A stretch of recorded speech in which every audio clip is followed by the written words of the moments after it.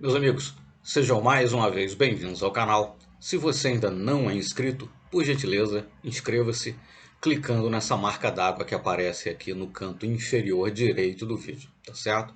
Porque ter mais inscritos, ter mais likes nos vídeos, etc., são parâmetros que o algoritmo do YouTube utiliza para entender, né, que o vídeo, que o canal é mais relevante e assim mostrar esses vídeos, mostrar o canal para o maior número de pessoas, né?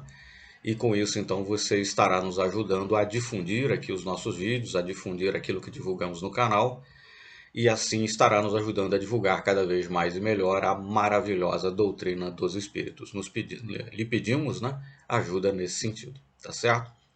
O vídeo de hoje, então, ele vai ser focado em analisar mais uma obra contra o espiritismo. Bom, há alguns porquês, né, que já esclarecemos antes. Lembrar que nós temos uma playlist aqui no canal justamente com esse título, né, Obras contra o Espiritismo. E já analisamos aqui, numa série de 5 vídeos, uma obra de Frei Boaventura Kloppenberg,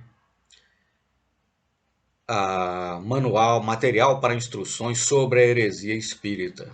Tá certo? Busque aqui no canal na playlist, né, Obras contra o Espiritismo, material para instruções sobre a heresia espírita.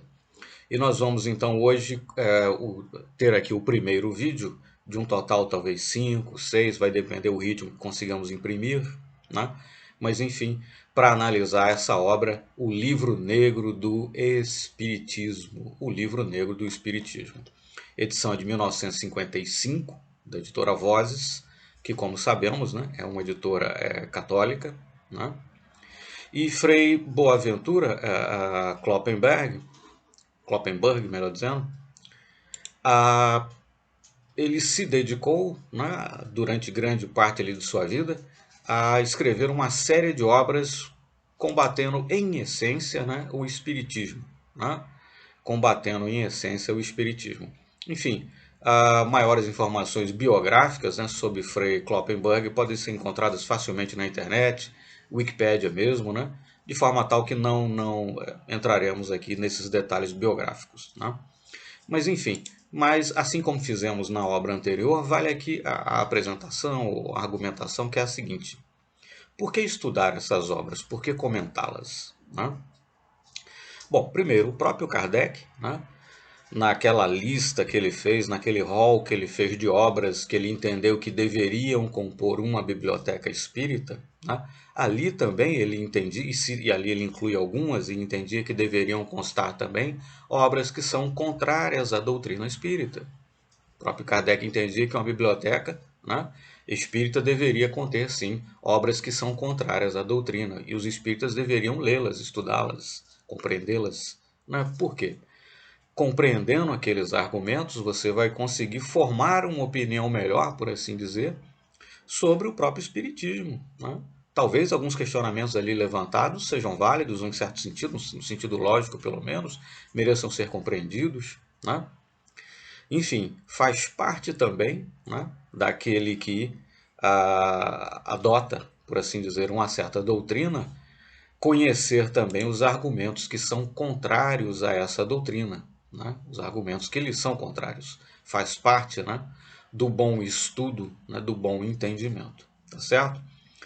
Além disso, veja-se que, e aí isso está muito bem refletido, né? Temos uma série de vídeos aqui no canal com excertos e comentários sobre obras dedicadas a Arigó, né? José Arigó. E ali está muito bem retratado toda a resistência que ele sofreu da Igreja Católica. Isso ali pelos anos 1950, né?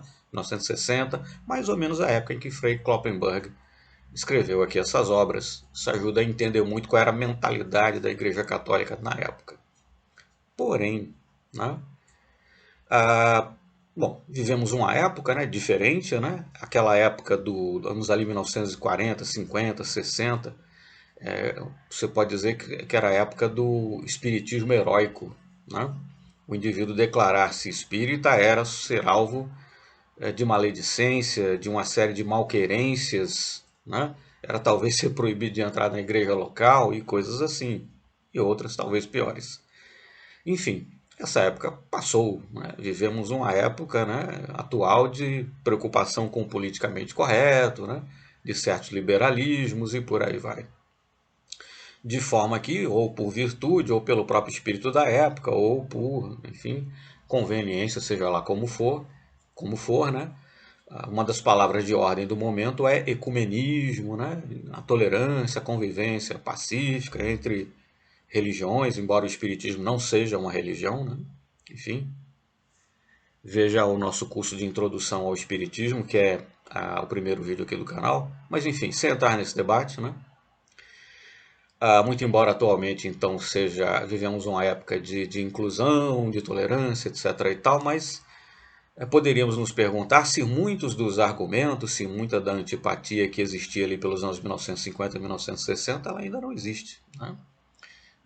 De qualquer forma, aqueles argumentos que eram utilizados naquela época são hoje em dia ainda utilizados por pessoas que não conhecem o espiritismo e que criticam então não a doutrina espírita, mas aquilo que elas conhecem ou compreendem da doutrina espírita, geralmente uma versão muito distorcida.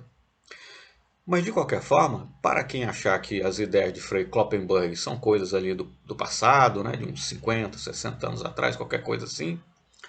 Por exemplo, estou aqui com o site aberto da Amazon. Em 2016, né, foi publicado um livro, Teoria da Reencarnação, uma visão crítica de Dom Boaventura Kloppenberg. Teoria da Reencarnação, uma visão crítica de Dom Boaventura Kloppenberg, né? Esse livro foi publicado pela editora Paulus, como sabemos também é uma editora católica, né? Publicado em 2016, uma boa publicação em 2016.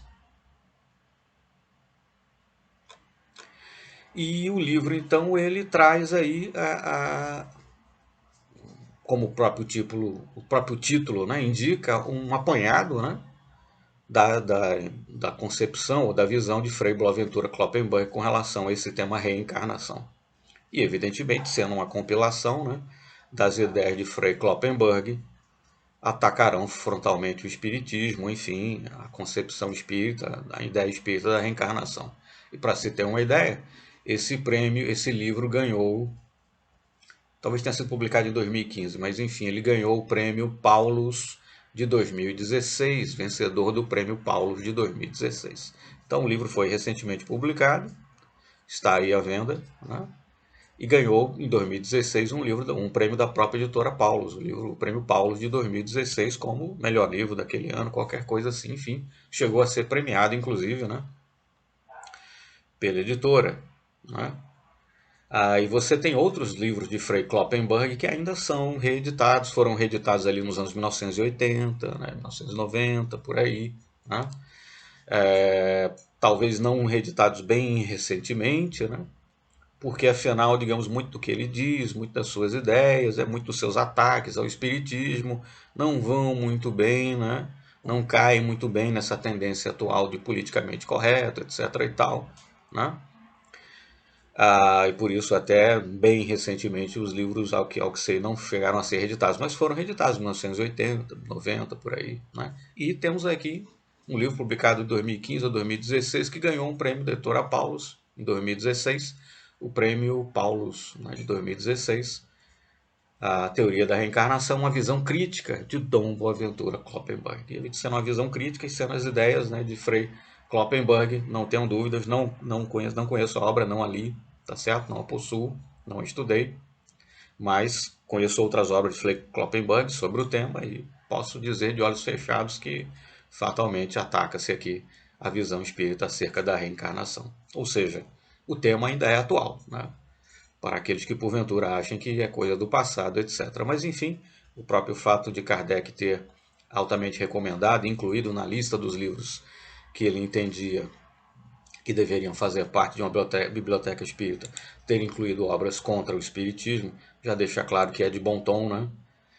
Que os espíritas leiam e conheçam essas obras, tá certo? Então, feita essa digressão aqui relativamente longa, né, para situar, né, a questão, para dizer do porquê da nossa análise, comecemos então aqui. O livro tem cerca de 100 páginas, né?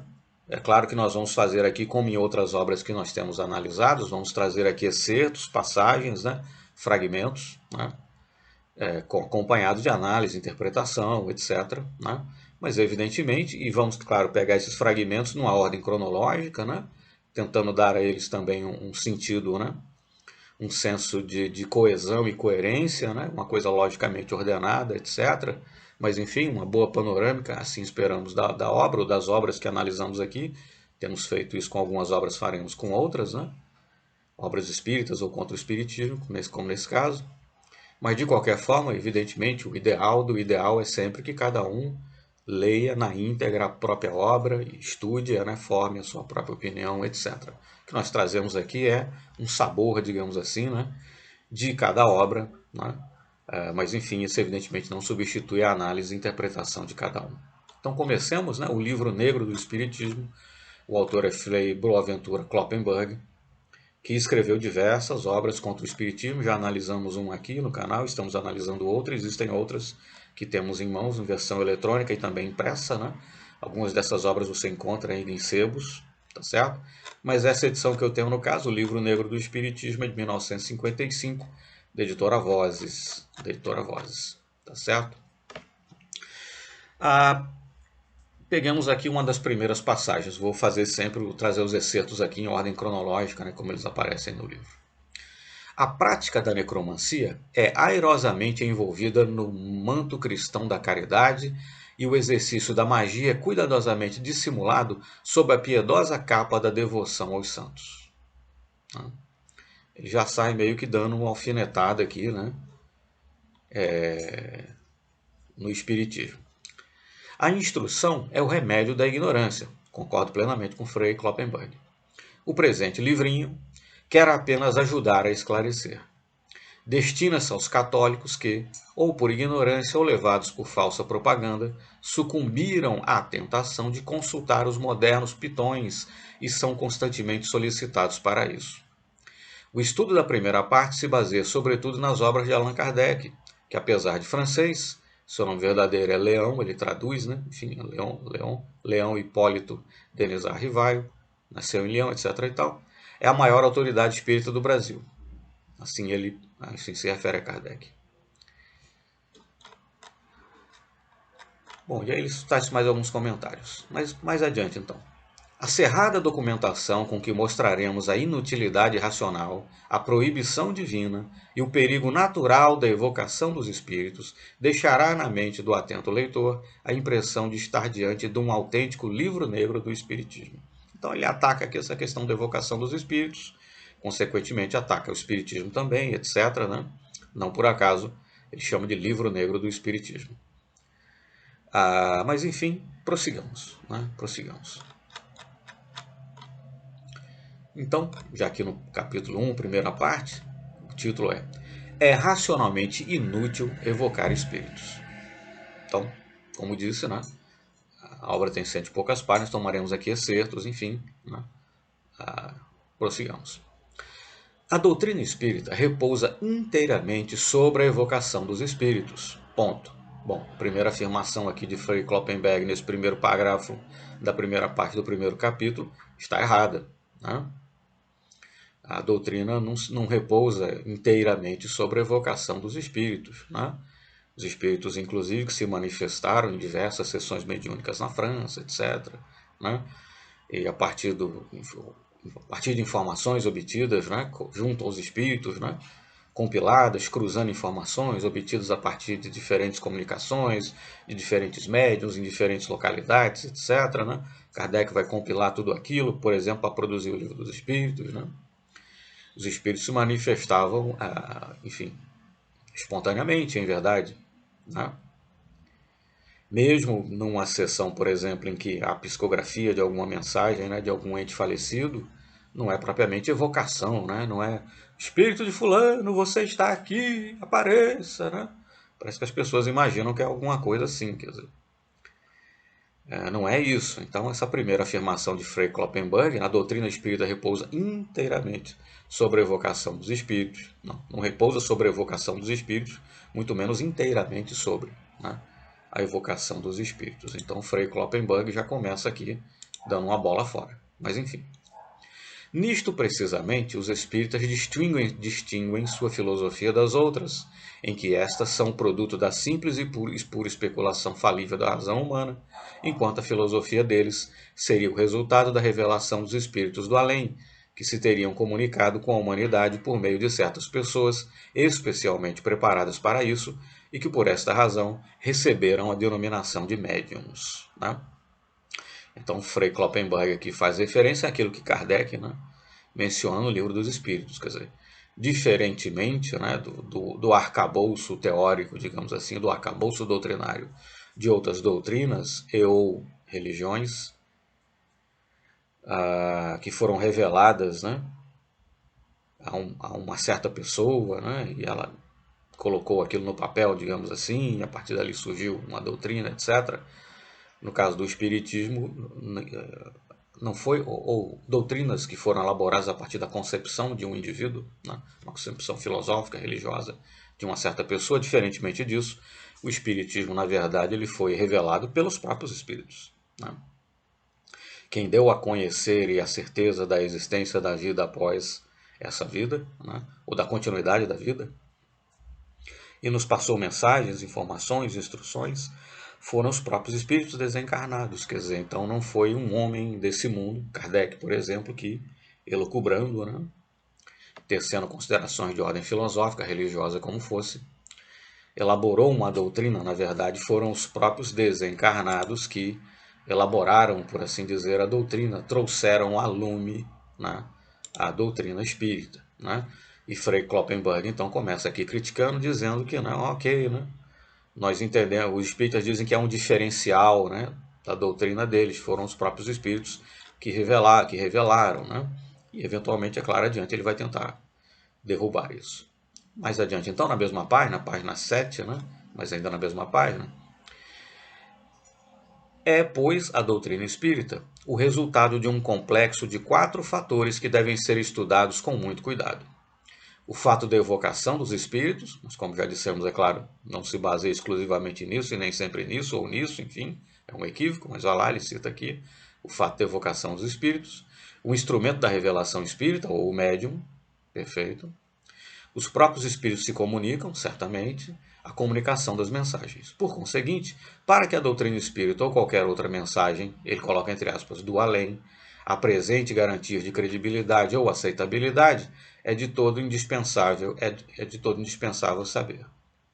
Se a evocação dos espíritos é um fato indiscutivelmente demonstrado, qualquer dúvida a esse respeito seria um abalo total nos próprios fundamentos da doutrina espírita. A negação deste fato seria a contestação radical do espiritismo. Sem evocação dos espíritos não há espiritismo. Equivoca-se Frei Kloppenberg. Primeiro que nem sempre há evocação, normal é não haver propriamente evocação, quer dizer, sem evocação dos espíritos não há espiritismo, é uma afirmação equivocada. Mas percebe-se, né? Enfim, ressalta-se, é claro, como outros homens da igreja, embora nem todos, né, mas como muitos homens da igreja católica, Frei Kloppenberg é um homem, né, de estudos, né, de leitura, um homem bastante culto, né? Ressalte-se a sua cultura, etc. E, visivelmente, Frei Kloppenberg começa aqui, de uma maneira bastante lógica, né, a traçar no começo do seu livro, começar a montar a arapuca lógica, digamos assim, na qual ele espera pegar ali aquele passarinho chamado espiritismo. Né? Vou te pegar na virada. Né? Então ele começa a armar aqui a sua arapuca lógica, na qual ele pretende pegar o passarinho chamado espiritismo. Bom, a evocação dos mortos ou espíritos foi com muito rigor vedada por Deus, que a condenou como maldade e abominação. Ele está fazendo referência aqui, é claro, a passagens da Bíblia e tal, né? Isso é algo muito discutível, algo muito comentado no meio espírita. Veja aqui no próprio canal, né? Nós temos 3 vídeos. A Bíblia não condena o espiritismo. São 3 vídeos trazendo ali excertos de traduções, né, bíblicas e tecendo alguns comentários, tá certo? Mas enfim, não procede, né, dizer que a evocação dos mortos ou espíritos foi com muito rigor vedada por Deus, que a condenou com maldade e abominação. Né? Isso não é verdadeiro. De qualquer forma, quer dizer, entendo eu particularmente, muito embora valha como discussão, porque é sempre um argumento utilizado, né, contra o espiritismo. A Bíblia condena o espiritismo, né?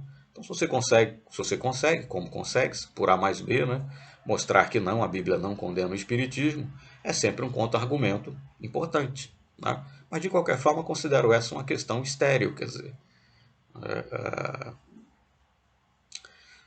enfim, não vem ao caso, né, se há passagens na Bíblia que você pode entender que condenam ou não o espiritismo. Né? A Bíblia foi uma obra escrita por homens, na verdade. Né? E que foi editada, inclusive, ali pela Idade Média, aqueles concílios, né? Quais livros ficariam na Bíblia, quais não ficariam, certas alterações textuais foram também comprovadamente feitas, e por aí vai, quer dizer. Então, usar a Bíblia nesse sentido como se fosse a última palavra sobre, né? Se a Bíblia condenar o Espiritismo, então acabou-se o Espiritismo. Evidentemente, isso não teria cabimento de qualquer forma. Então, nesse sentido, bem entendido, considero essa uma questão estéril, uma discussão estéril, né? Desimportante. Mas digo nesse sentido, bem entendido. Mas, de qualquer forma, o argumento de Frei Kloppenberg não é correto, não. A Bíblia não condena o espiritismo. Veja, dentre outros, você vai encontrar mais coisa aí pela internet, é claro, mas enfim, temos aqui 3 vídeos no canal tratando desse tema.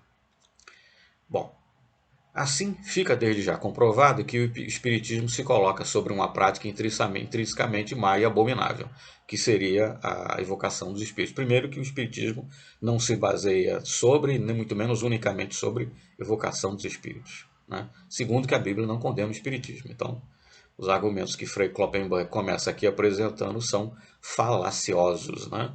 Falaciosos, para dizer o mínimo. A desobediência declarada contra Deus, a revolta aberta contra o Criador, eis a principal pedra sobre que repousa todo o movimento espírita. Né? Que ele diz, olha, o espiritismo se baseia exclusivamente sobre a evocação dos espíritos, Deus, está lá na Bíblia, né? Condena a evocação dos espíritos, entende essa evocação como maldade e abominação, então toda a pedra, o principal, a pilastra mor sobre a qual se baseia o espiritismo, é toda ela, enfim, podre, né? Desde o começo. Mas enfim, o espiritismo não se baseia sobre, muito menos exclusivamente sobre evocação dos espíritos, e não, a Bíblia não condena o espiritismo. Então, os argumentos que Frei Kloppenberg apresenta aqui de início são falaciosos. Né? Falaciosos. Para garantir e justificar sua doutrina, os espíritas não deveriam apenas demonstrar que de fato recebem comunicações do além, mas que Deus ou nunca interditou a evocação ou revogou definitivamente a proibição, determinando agora que aquilo que antigamente fora condenado como maldade e abominação e punido com os castigos mais severos, fosse hoje transformado em princípio e fundamento de uma nova religião sua. Então, Frei Kloppenberg entende que os espíritas têm a obrigação moral, lógica, etc., de mostrar que, olha, né, Deus proibia isso lá no passado, mas essa proibição foi revogada. Mas, enfim, conforme já argumentamos, né, essa linha de raciocínio, esses argumentos que traz aqui Frei Kloppenberg são equivocados, são falaciosos. Não me estenderei mais sobre isso. Para que a doutrina espírita possa subsistir, a comunicação com os espíritos deve ser um fato provado, uma realidade indiscutível e não somente uma hipótese, porque, se não fosse apenas hipótese, se fosse apenas hipótese, hipotética seria toda a construção que sobre ela se alevantar. Entendo como logicamente correta a afirmação de Frei Kloppenberg. Né? O Livro dos Espíritos, por exemplo, se baseia todo em comunicações recebidas dos espíritos. Se ficasse provado por A mais B que não se pode de forma alguma, os mortos até sobrevivem, né? Existe vida após a vida, digamos assim, ou vida após a morte, né? Mas não é possível de forma alguma, por essa ou aquela outra razão, a comunicação com esses entes desencarnados. Bom, então, tudo que está no Livro dos Espíritos e o que está em outras obras espíritas seria equívoco. Né? Então, nesse sentido, ele está correto. Né? Se a comunicação com o espírito deve ser provada como fato. Né? Bom, mas a reencarnação, por exemplo, já foi provada como fato. Né? Então, o fato de que sobrevivemos a essa vida, a vida continua, a vida na verdade é uma só, que existe é a mesma vida em diferentes momentos e manifestações, né? Que a vida prossegue, já foi provado, visto ser provada a reencarnação. Né? E tudo que está no Livro dos Espíritos, em outras obras, né? Em obra dos magnetizadores, tem algumas coisas que já mencionamos aqui, né? Veja-se lá o vídeo intitulado O Precursor do Livro dos Espíritos, né? Sobre a obra Arcanos da Vida Futura Revelados, de Kanye, né? Mas enfim, mesmo antes, né, da codificação da doutrina espírita, fatos, né, obtidos pelos magnetizadores já deixaram claro que era possível comunicar-se com entes desencarnados, né? Então, esse obstáculo lógico já foi superado, já foi rompido, mas a afirmação de Frei Kloppenberg é correta do ponto de vista lógico, né? Enfim, comunicação dos espíritos tem que ser provada como um fato, porque senão tudo aquilo que você diz que é comunicação com os espíritos, né, não o seria, e aí você realmente estaria a corroer, né, um pilar fundamental da doutrina espírita. Mas sim, que é fato a possibilidade de comunicação com os espíritos, já foi demonstrado. O que não é a mesma coisa, é claro, que dizer que toda e qualquer comunicação que alguém apresente, né, toda obra que alguém diga que foi psicografada, toda mensagem que alguém diga que é uma mensagem de um ser desencarnado, necessariamente é autêntica, né? Não é isso que se está a dizer, mas que o fato de se poder comunicar com os mortos, né, por assim dizer, enfim, com seres desencarnados, que essa comunicação existe, é possível e aconteceu ao longo da história da humanidade e acontece, isso já está provado. Então, o obstáculo lógico, né, dentro daquela arapuca na qual, né, Frei Kloppenberg pretende aprisionar o espiritismo, essa etapa lógica, essa exigência lógica já foi superada, né? Em verdade, já foi superada há séculos atrás, inclusive. Bom, 2. Se o médium, ou aqueles requisitos que Frei Kloppenberg entende para que, né, os pilastras de sustentação do espiritismo não venham a ruir e fazer desabar toda a doutrina. Se o médium ou os médiums que serviram de instrumento para a revelação espírita eram pessoas de absoluta confiança e credibilidade, né? Evidentemente isso é necessário. Se você está se utilizar de uma pessoa mal intencionada, que está, de caso pensado, a fraudar, a transmitir-lhe falsas comunicações, é claro que o que vier dela não é confiável, né? Bom, mas não obstante, né, casos deploráveis de pessoas desse jaez, né, médiums de absoluta confiança, credibilidade, pessoas, né, de ciência, inclusive, pessoas de alta respeitabilidade social pelas profissões que ocupavam e pela sua conduta, etc., ao longo da história, ao longo dos séculos. Se quisermos pegar só um passado mais recente, ao longo dos últimos 200 anos, né, aproximadamente, se quisermos pegar só de Kardec para cá, se for o caso, né, muitas foram essas pessoas e muitas foram essas comunicações. Então, Frei Kloppenberg está correto quando diz, né, que é preciso ter-se aí segurança acerca da idoneidade do médium, mas, enfim, médiums idôneos, né, existem. Então, essa dificuldade lógica também, na verdade, foi superada. O item 3. Se para a doutrina espírita foram aproveitadas apenas mensagens dos espíritos, certamente sinceros, bons, sábios e competentes. Bom, mas isso já está lá nas próprias obras de Kardec, né? Primeiro, tudo aquilo que está no Livro dos Espíritos, por exemplo, em outras obras, né, a Kardec criou, digamos assim, e utilizou a sua metodologia, né? Vamos ver aqui comunicações dadas por diferentes espíritos, a diferentes médiums, em diferentes localidades. Vamos cruzar tudo isso, passar tudo isso na peneira aí, né, no crivo da concordância, da coerência, né? E só aquilo que sobrar é que nós vamos ter como verdadeiro, né? Só aquilo que poderá eventualmente ser incorporado à doutrina. 1000 vezes melhor, né, você rejeitar aí 10 verdades do que aceitar uma única mentira, né? Então, critérios bastante rigorosos. Kardec sempre os respeitou, né? E quanto aos ensinamentos, quer dizer, o próprio Kardec nos diz também, né, os espíritos inferiores e usar, porque o simples fato de desencarnarmos, né, não nos transforma automaticamente nem em santos nem em sábios, né? Somos em essência aquilo que éramos, né, quando encarnados. Quer dizer, então comunicações de baixo, né, de baixa qualidade moral, etc., existem, né? Mas a própria natureza da comunicação, a linguagem utilizada, né, aquilo que se quer ensinar, né, com a experiência, com o bom senso e com a cultura, você consegue, né, retirar, escoimar, né, as comunicações daquilo que visivelmente é algo fornecido por espíritos inferiores, né? Mas então, e se para a doutrina espírita foram aproveitadas apenas mensagens dos espíritos, certamente sinceros, bons, sábios e competentes? Sim, né? Esse foi o critério, inclusive, sempre adotado por Kardec, né? Mas a própria natureza daquilo que é afirmado, né, nos permite sempre distinguir quando aquilo vem de um espírito realmente superior ou quando vem de um espírito, né, de baixo extrato, que muitas vezes está tentando apenas, né, gracejar, por assim dizer.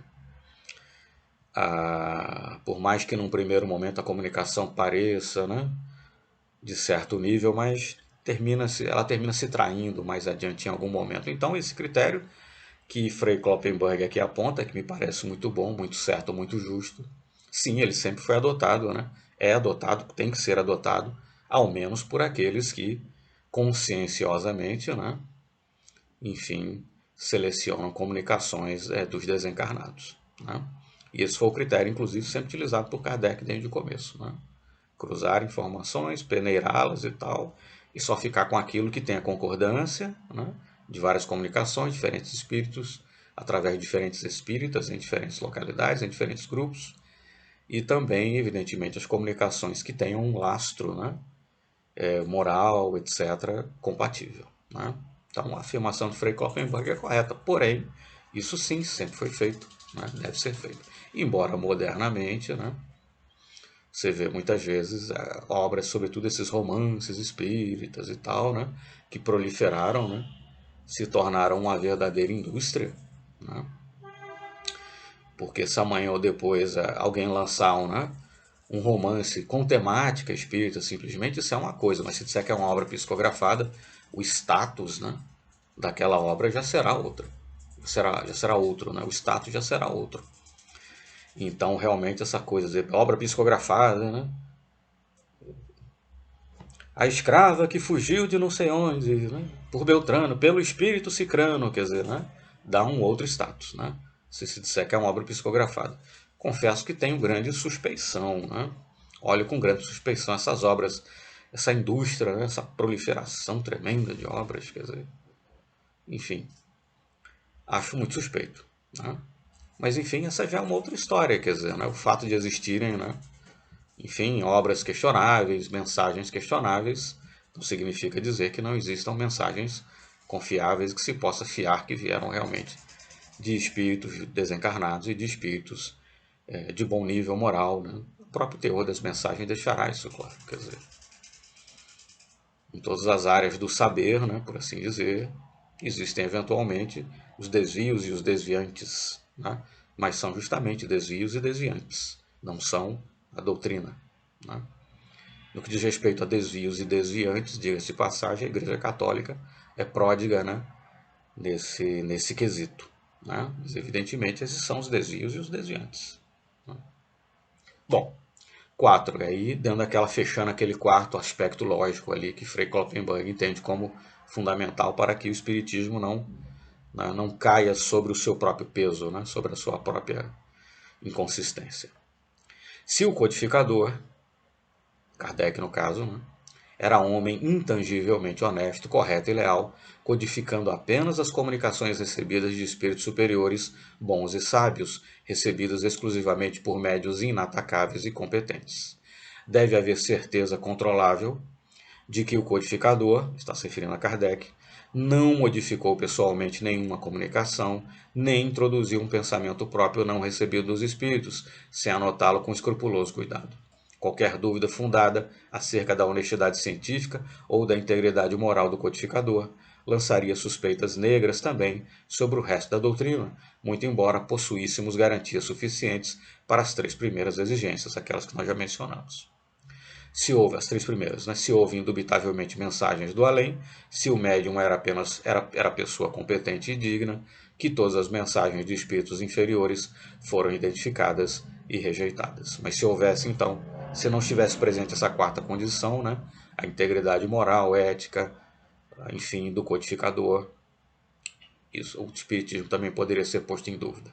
Bom, Frei Kloppenberg, de um ponto de vista lógico, tem razão, né? Mas né? Nunca houve nem há qualquer razão para se colocar em dúvida o conhecimento científico, o saber, a cultura, nem tampouco a integridade moral, a honestidade de Kardec, né? Como já dissemos, inclusive, criou e adotou sempre o seu método, né? E quando há, por exemplo, no Livro dos Espíritos ou em outras obras, algo que é do Kardec, um comentário dele vem separado, né? Ele comenta, analisa, acrescenta alguma coisa, e ali fica claro que é uma interpretação dele, é algo de fora à parte, digamos assim, né? É algo à parte da mensagem, né? Então, Frei Kloppenberg, tudo que ele disse aqui está correto, mas não há qualquer razão, nem nunca houve, para duvidar-se da cultura, nem tampouco da integridade, né, moral do codificador, no caso Kardec, né? E essa metodologia que o próprio Kardec usou de só trazer para dentro das obras da doutrina mensagens que foram cruzadas, né, usando o critério que o próprio Kardec adotou, né, ajudar, enfim, permitiram que você tivesse sempre, né, a garantia de que apenas mensagens de alto nível foram ali trazidas, mensagens concordantes que devem refletir, sim, aquilo que é a média do pensamento dos bons espíritos, dos espíritos superiores, né? E quando há algum comentário, fica bastante claro o que é comentário do próprio Kardec. Então, Kardec não introduziu de próprio punho, né, nada nas suas obras. Com relação a isso, né, um detalhe aqui, não é a isso que Frei Kloppenberg se refere, até porque na época isso não era sabido, mas comprovadamente, né, foram feitas adulterações em duas obras, após o falecimento de Kardec. A Gênese e o Céu e o Inferno. Traremos vídeos aqui, já mais há no canal, né? Comprovou um vídeo, comprovadas as adulterações em A Gênese, né? E há também um comentário aqui sobre o livro Nem Céu nem Inferno, né? Publicado pela editora da Fundação Espírita André Luiz. Enfim, vejam os vídeos aqui no canal, tá certo? Acho que está na playlist Doutrina Espírita, alguma coisa assim, mas enfim, vejam os vídeos. Mas enfim, isso foi algo após a morte de Kardec, adulterações introduzidas, né, nas suas obras na Gênese, sobretudo, né, que foram muitas modificações, as enxertias, as adulterações, mas na obra Céu e Inferno também, né? Tanto é que recentemente, tanto a Gênese quanto o Céu e Inferno foram reeditadas, tomando a edição primeira, a edição original como base, né? A Fundação Espírita André Luiz fez isso, outras editoras fizeram, a própria FEB reeditou a Gênese, não saberia dizer se reeditou o Céu e Inferno a partir da edição original, tá certo? Mas essa é uma outra questão, né? Pierre Gaëtan Lemarry que introduziu essas modificações, enfim, essas são outras questões. Então é isso que Frei Kloppenberg se refere aqui. Foi Kloppenberg se refere aqui, né? Quer dizer, aquela obra que o Livro dos Espíritos se diz, né? Tudo que está ali foi, né, mensagem dos próprios espíritos superiores, foram os próprios espíritos que, né, trouxeram a doutrina e não um homem, digamos assim, né? Mas será que o que está ali realmente não é lavra do próprio Kardec? Quer dizer, é isso que Frei Kloppenberg aqui quer dizer, né? E não, a resposta, evidentemente, é não, né? Prosseguindo então, estamos na página 9. São esses os quatro, ele arremata aqui, né? São esses os quatro fatores ou postulados que garantem a credibilidade da doutrina espírita, como também de qualquer outra mensagem espírita. Faltando qualquer um deles, já não haverá credibilidade e seria uma imprudência abraçar semelhante sistema como religião. O espiritismo não é uma religião, mas enfim.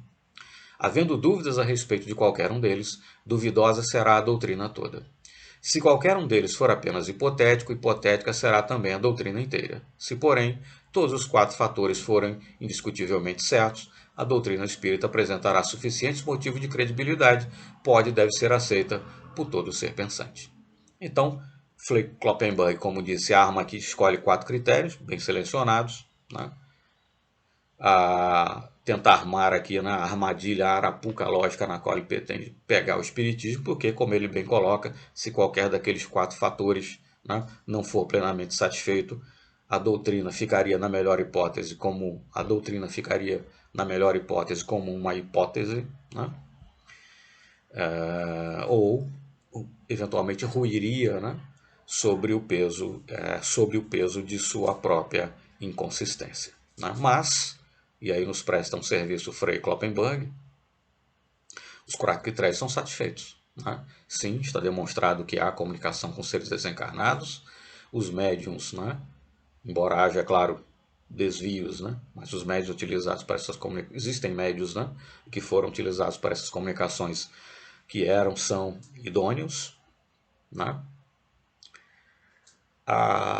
As comunicações efetivamente vieram de espíritos superiores, né? O próprio método kardeciano ou kardeciano, digamos, assegurou isso, cuidou para que isso fosse verdadeiro, e não há qualquer dúvida moral acerca do codificador, acerca do seu caráter, né? Ele não introduziu ali nada de sua lavra, né? No Livro dos Espíritos ou em outras obras, quando há algum comentário do próprio Kardec, aquilo vem separado, né? Etc. Fica bastante claro que são comentários do Kardec, né? Não é a obra em si. Então, o Frei Kloppenberg aqui no final ele diz, porém, se todos, havendo dúvida a respeito de qualquer um deles, não há dúvida a respeito de nenhum desses critérios, duvidosa será a doutrina toda. Ele tem razão. Se qualquer um deles for apenas hipotético, hipotética será também a doutrina inteira. Correto. Se, porém, todos os 4 pontos forem indiscutivelmente certos, a doutrina espírita apresentará suficientes motivos de credibilidade e pode e deve ser aceita por todo pensante. Se, porém, todos os 4 pontos forem indiscutivelmente certos, a doutrina espírita apresentará suficientes motivos de credibilidade e pode e deve ser aceita por todo ser pensante. Bom, Frei Kloppenberg nos prestou aqui um serviço, né? Porque ele está correto também nessa última afirmação, né? Se os 4 pontos que ele coloca forem, né, indiscutivelmente certos, e os são indiscutivelmente certos, a doutrina espírita apresentará suficiente motivo de credibilidade e pode e deve, afirma o próprio Frei Kloppenberg, ser aceita por todo ser pensante. Então, Frei Kloppenberg, nesse sentido, nos presta um serviço. Mas, evidentemente, ao longo da sua obra, que mal começou, né, estamos na página 9 de um total de 100 páginas, mais ou menos, Frei Kloppenberg vai tentar aos poucos esmiuçar isso e mostrar que, olha, né, algum desses critérios, ou os 4 até, na verdade, né, padecem aí de algum mal insanável, né, de forma tal que, olha, a doutrina espírita, né, desaba sobre si própria por falta de consistência lógica ou por falta de substrato moral que lhe seja suficiente. É isso que fez Kloppenberg, perdão, né, pretende aí colocar na sequência aqui da sua obra. Estes postulados fundamentais da doutrina espírita já nos fazem entrever que o interesse máximo da apologia do espiritismo há de girar sempre em torno destes pontos. Provar que a comunicação com o além é uma realidade e não foi proibida por Deus. As duas coisas já foram provadas, né? E por isso procuram negar a inspiração divina da Bíblia. Não necessariamente você tem que negar a inspiração divina da Bíblia para que você possa, através dos próprios textos bíblicos, provar que a Bíblia não condena o espiritismo. Mas, como já disse, né, essa é uma questão, entendo, é interessante, é importante, porque afinal é um argumento sempre utilizado atualmente, da mesma época, né, que ali pelos anos, ao que se pode depreender, né, das obras do próprio Frei Kloppenberg, ali pelos anos 1950, 1960, era um argumento muito utilizado pelos católicos. Presentemente, por exemplo, é um argumento muito utilizado pelos evangélicos, né? A Bíblia condena o espiritismo e tal. E como tem 3 vídeos aqui no canal, né, a Bíblia não condena o espiritismo e tal, nós fazemos uma comparação entre 3 traduções da Bíblia, né? Uma Bíblia protestante, recentemente editada, né, em comemoração ao aniversário aí da Reforma Protestante, a Bíblia de Jerusalém, né, editada pela editora Paulus, e a Bíblia King James, né? Pegamos uma Bíblia tradicional, digamos assim, a Bíblia de Jerusalém e uma Bíblia protestante, comparando, né, comparando os mesmos capítulos, os mesmos versículos, né, nessas 3 Bíblias, aparecem na Bíblia protestante distorções, né? Aparecem lá vocábulos como espírita, espiritismo, que só foram criados pelo próprio Kardec, não podiam estar em livros do Novo Testamento, nem muito menos do Velho Testamento, escrito há milhares de anos atrás, né? Então há má fé, inclusive, no sentido de você ter adulterações na tradução bíblica, né, a fim de estar escrito explicitamente que a Bíblia condena o espiritismo, né? Mas quando você tem traduções honestas, né, você pode pegar, por exemplo, a tradução que aparece na Bíblia de Jerusalém, que é uma Bíblia católica, mas é uma tradução, né? Enfim, até onde me é dado saber, afirmam pelo menos aqueles que conhecem o hebraico, etc., não é meu caso, né? Mas afirmam todos os estudiosos, né, que seria a tradução em português a mais confiável, né? E assim tenho considerado, né, tomando a opinião desses especialistas como correta. Mas enfim, você pega, por exemplo, a Bíblia de Jerusalém, compara com a Bíblia protestantes, né, com as Bíblias protestantes, naqueles versículos, né, que tipicamente são utilizados, né, para mostrar que a Bíblia condena o espiritismo, e você vê claramente que na Bíblia protestante tem lá vocábulos como espiritismo, espírita, que não poderiam figurar ali, não teria como, né, alguém no Velho Testamento, no Novo Testamento, dizer essas palavras que foram criadas por Kardec, né, e aparecem lá na introdução ali do Livro dos Espíritos, né. Bom, mas ele afirmar então aqui Frei Kloppenberg, na página 10 de seu livro, que os espíritas então, né, para tentar superar uma dificuldade lógica, né, de que a Bíblia condenaria o espiritismo, não condena. Mas então os espíritas por isso tentam negar a inspiração divina da Bíblia, né? Não necessariamente, né? Enfim, de minha parte, né, eu entendo que a Bíblia foi uma obra escrita por homens, né? Como qualquer obra escrita por homens, eventualmente, a inspiração de seres desencarnados pode se fazer presente, né? Isso é muito comum no meio artístico, né? Qual compositor, né, de certa música, qual escritor de certo romance poderia mesmo afirmar que não, que aquela inspiração que ele teve não foi algo que veio dos desencarnados, né? Então, nesse sentido, sempre há uma inspiração. Mas aquela interpretação clássica, né, que a Bíblia é uma obra escrita pelo próprio Deus, escrita através de um homem, tal, ou de homens, né, ao longo do tempo. Mas a escrita é obra como se fosse a palavra do próprio Deus. De minha parte, discordo plenamente desse tipo de interpretação, né? Mas, de qualquer forma, não há necessidade, né, de se atacar, de se entrar na discussão se a obra, se a Bíblia foi escrita ou não por inspiração divina, se é ou não a palavra, né, ipsiliter do próprio Deus, para que se possa, então, dizer que a Bíblia não condena o Espiritismo. Então, essa afirmação de Frei Kloppenberg também não é procedente, né? Não é procedente. E ele prossegue, então, que há médiums excelentes e intangíveis em sua honestidade e que não fraudaram nem de modo consistente nem inconsistente, né? Sim, há médiums, né, excelentes, intangíveis, honestos e tal, blá, blá, blá, né? E com relação à questão da fraude inconsciente, aí falamos de animismo, né?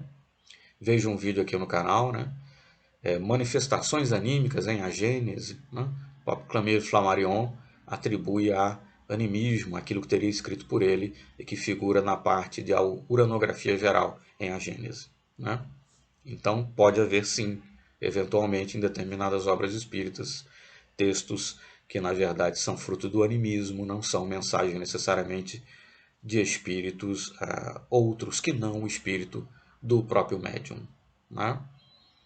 Isso pode acontecer, mas isso, digamos, é uma das dificuldades da mediunidade, inerentes à própria mediunidade, que Kardec menciona, inclusive, e discute tantas outras lá no Livro dos Médiuns, né? Isso, de forma alguma, põe em dúvida a credibilidade de grande parte do que está escrito pelas obras, né, espíritas, ou especificamente nas obras doutrinárias, e nem tampouco põe em xeque, né, a doutrina espírita como um todo, se aqui e ali você puder demonstrar que determinadas passagens são fruto do animismo, né? Na verdade, foi o espírito do próprio médium que escreveu aquilo, digamos, e não um outro espírito alheio, né, ao médium, né? Ainda que em determinados momentos se pudesse ser provado, isso não, de forma alguma, compromete, né, nem a credibilidade da obra como um todo, e nem daquela obra em particular como um todo, e nem tampouco põe em xeque a própria doutrina, né? Enfim, não tem cabimento, né? Da mesma forma que se você amanhã ou depois descobrir que certa passagem num texto bíblico, na verdade, foi uma adulteração feita na Idade Média, isso não colocará em dúvida a Bíblia como um todo. Isso também não vai pôr em dúvida, por essa razão apenas, a validade da religião católica, do catolicismo, da Igreja Católica, né? Enfim, né? Dê-se a cada coisa apenas a importância que aquilo merece e coloquemos cada fato em sua dimensão própria, né? Que é possível identificar os espíritos superiores, sim, e distingui-los dos maus zombeteiros, com certeza. Que Allan Kardec foi pessoa altamente honesta, honrada, inteligente e capaz. Quanto a isso, nenhuma dúvida. É claro que Frei Kloppenborg, como disse, né, lança as bases lógicas aqui, apontou aí 4 critérios e ao longo do livro ele vai tentar demonstrar que alguns desses critérios, ou todos eles, padecem de algum mal insanável, né, tentando fazer então com esse tapa lógico, digamos assim, ele consiga, né, fazer ruir as pilastras sobre as quais se sustenta a doutrina espírita. Evidentemente, ele está aqui lançando as premissas para, né, desenvolvê-las e chegar ao final às suas conclusões. Mas, como já demonstramos, né, os 4 critérios que ele aponta, sim, foram plenamente satisfeitos na época de Kardec e depois. Isso, então, apenas no caso Frei Kloppenborg aqui, na sua obra pretende lançar as bases lógicas para, né, fazer ruir nas pilastras do espiritismo, mas na verdade com essas bases lógicas e tudo o que sabemos dos tempos de Kardec até hoje, na verdade o que se consegue é fortalecer essas pilastras e dar sustentação cada vez maior ao espiritismo. O fato de haver alguns poucos cientistas de renome que endossam a tese espírita, bom, não são poucos cientistas, né? Desde os tempos de Kardec para diante, né? Você teve muitos cientistas, para ficar com os mais antigos, né? Wallace, Crookes, Richer, Charles Richer, tantos outros, né? Bosano, enfim, tantos outros. Mas então, o fato de haver poucos homens de sentido, não, poucos cientistas de renome que endossam a tese espírita, não. Tanto no passado quanto no presente, existem muitos cientistas de renome que endossam a tese espírita. Mais uma vez, Frei Kloppenborg aqui, ou por desconhecimento ou por desonestidade intelectual, apresenta uma afirmação aqui que não é correta, né? O fato de haver poucos, não é verdade, cientistas de renome que endossam a tese espírita é contrabalançado pelo fato oposto de haver outra série muito mais numerosa de cientistas que ou negam ou de todo rejeitam a tese espírita, ou consideram-na ainda insuficientemente comprovada. Se você for pegar a comunidade científica, né, comunidade acadêmica, né, brasileira, estadunidense, alemã, francesa, o que seja, ok, for pegar a totalidade, né? Grande parte dos nossos cientistas, por razões históricas, culturais, sociológicas, etc., são, em essência, materialistas. Então, nesse sentido, nada de surpreendente no fato de que você vai ter, em sua maioria, uma comunidade que ou rejeita ou ao menos olha com reserva, né, o espiritismo e outra qualquer doutrina espiritualista. Mas isso por si não é, né, de forma alguma uma pedra jogada no espiritismo, nem muito menos algo capaz de abalar seus alicerces. Porque se fosse assim, a mesma comunidade acadêmica também olha com reserva a Igreja Católica, seus dogmas, né? Infalibilidade do Papa, Santíssima Trindade e por aí vai. Quer dizer, se o fato do grosso da comunidade científica não acreditar ou olhar com reserva os preceitos de certa doutrina, ou no caso do catolicismo, de certa religião até, fosse razão suficiente para que aquilo tudo fosse provado como inverídico, a religião católica seria das primeiras a ruir completamente, né? Então, não é um bom argumento esse que Frei Kloppenborg traz à baila, né? O fato dele mencionar isso já mostra que há uma preocupação de dizer, olha, né, esses cientistas aí são poucos, são sérios e tal, mas são poucos, né? Enfim, tentando não fazer com que algumas pessoas possam entender o espiritismo como de alguma forma convalidado, né, por figuras científicas de destaque, mas sempre foi, na verdade, desde o seu nascimento. Bom, prossegue ele para finalizar aqui o parágrafo. Só isso basta para colocar a tese espírita entre as hipóteses. Não, né? Como já mostramos, todos os argumentos que Frei Kloppenborg traz, e eles os traz na tentativa de mostrar que, olha, o espiritismo, na melhor hipótese, deve ser visto apenas como uma hipótese, né? Como nós demonstramos aqui, argumentamos que todas as 4, né, condições lógicas que Frei Kloppenborg traz, na verdade, o espiritismo mais satisfaz, a conclusão a que ele chega ao final é a conclusão a que nós chegamos também, né? Se for demonstrado que aqueles 4 requisitos foram satisfeitos, então o espiritismo pode e deve ser aceito pelas pessoas, né, honestas, pensantes, etc., né? Bom,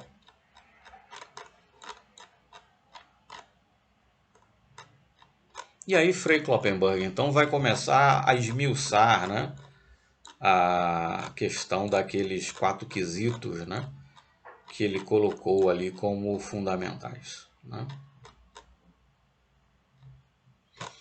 Mas enfim, comecemos aqui por uma certa parte.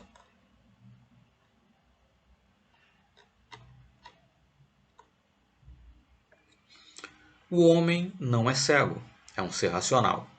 Ele deve por isso orientar a sua vida segundo os ditames da razão e não conforme os impulsos do instinto cego. Uma fé inteiramente cega, sem os motivos da credibilidade, seria irrazoável e indigna do homem. Concordo plenamente com Frei Kloppenberg. Concordo plenamente. Mas aí, utilizemos aqui as próprias palavras de Frei Kloppenberg para combatê-lo, né? Aquela frase, eu posso trocar aqui a palavra, não está usando exatamente as palavras exatas, mas enfim.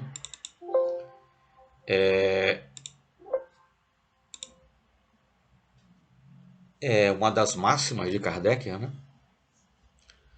Fé inabalável é apenas aquela que pode encarar a razão em todas as etapas de seu desenvolvimento. Algo assim a frase, posso estar trocando aqui as palavras, né?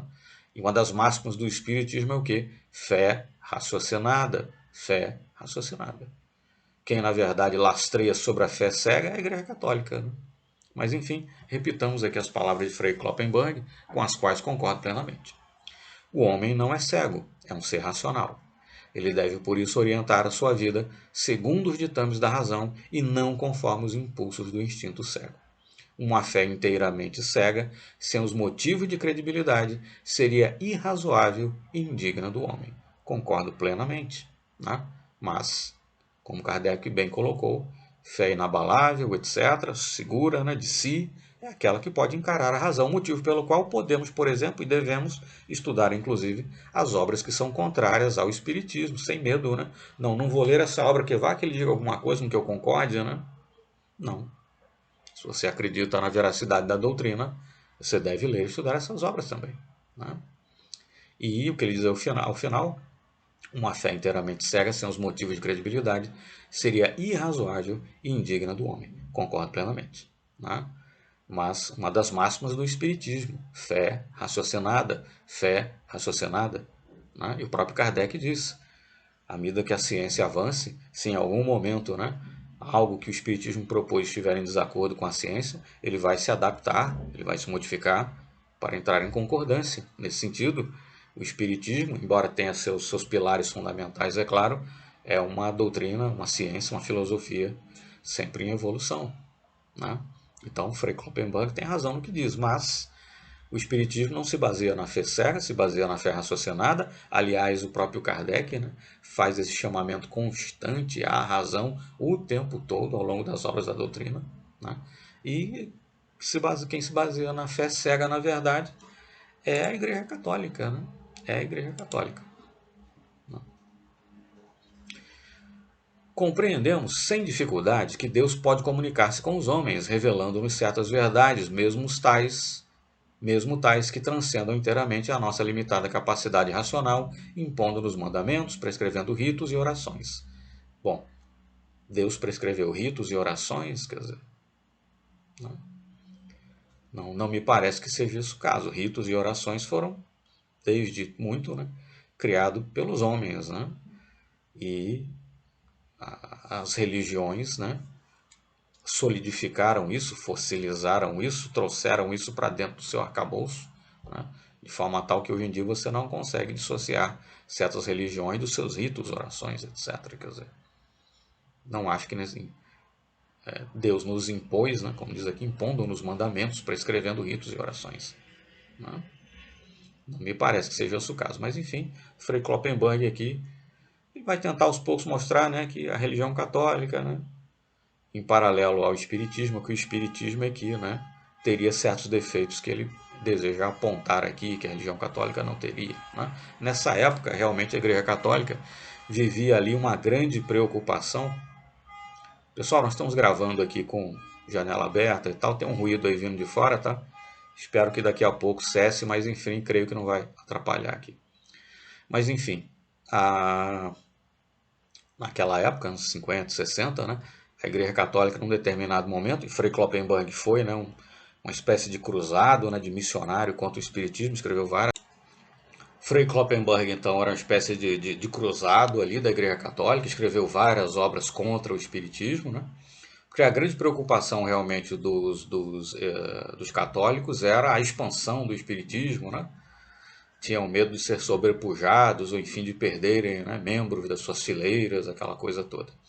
Fico imaginando o que não diria Frei Kloppenborg, né? Se pudesse ver o quanto, na verdade, quem se expandiu foi o protestantismo, né? Enfim. Mas então, pessoal, paremos por aqui, tá? Estamos a essa altura na página 11 do livro, tá? Essa primeira parte aqui eu segui mais parte por página, depois, é claro, nós vamos dar saltos um pouco maiores, senão o número de vídeos realmente ficaria grande demais para cobrir a obra toda, tá certo? Mas fiquemos então por aqui, nesse primeiro vídeo, até o próximo vídeo, então, quando nós continuaremos aqui a trazer excertos, né? A análise e interpretação da obra O Livro Negro do Espiritismo, uma obra anti-espírita, né? Escrita por Frei Boaventura Kloppenborg. Muito obrigado, então, e renovo aqui o pedido para que você se inscreva no canal. Se esse vídeo lhe trouxe alguma informação útil, deixe o seu like e até o próximo vídeo. Muito obrigado.